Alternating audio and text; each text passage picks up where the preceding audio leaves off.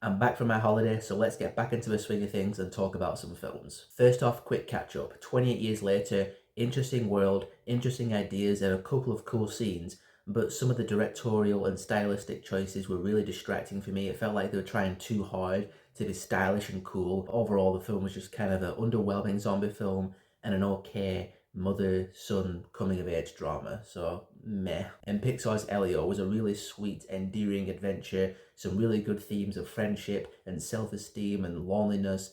It's another winner from Pixar that is just really unfortunate that it bombed. But now onto this week's new release, F1, starring Brad Pitt, directed by Joseph Kosinski. When it comes to cinematic soft spots, two of them for me are investing sports dramas and rousing underdog stories. Thing is with F1 is that the narrative structure and the story formula are very familiar. You've seen variations of this film numerous times before. There's very, very few surprises in this film story-wise, but it is written, directed, and acted with such confidence and assurance that it's not a bothersome thing whatsoever.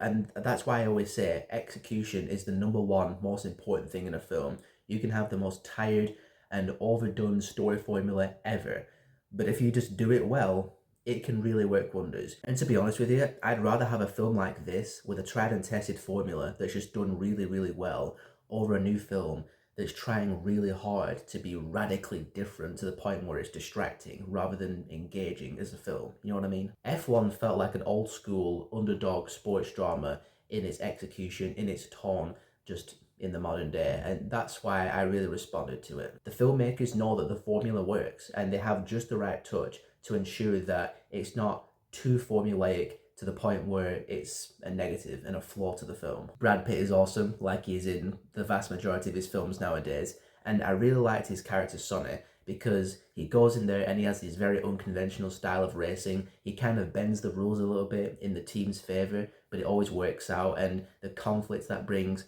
with his teammate, the fresh rookie, played by Damson Idris, is really entertaining. Damson or Damson Idris, however you pronounce it, he's the rookie, he's inexperienced, he's cocky, he's overconfident, and him clashing with Brad Pitt over their racing styles, but learning to kind of adapt each other's styles on the track was just really cool to watch. Again, you know the formula, you know they're gonna bond and grow closer and learn to respect each other as the film progresses, but it's all completely earned, mainly thanks to Brad Pitt and Damson Idris and of the writing and directing, like I've already said. It's just occurred to me that I have not done what probably every other reviewer has done, which is start off talking about the racing sequences. Let's talk about those. Yeah, they're really good.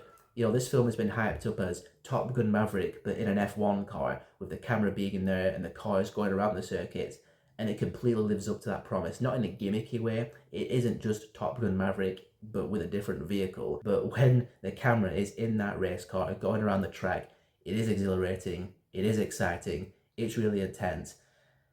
Practical filmmaking, little CGI. If there is any CGI, it was very well hidden, but you're in that car for real. And I just, films that do this stuff nowadays are the ones that just really do it for me. In the end, all the elements just came together and made a really solid, highly entertaining sports drama underdog story, and by the end, I had a big smile on my face, and the film was kind of getting to me in that underdog kind of way, the kind of ones that make you want to just punch the air.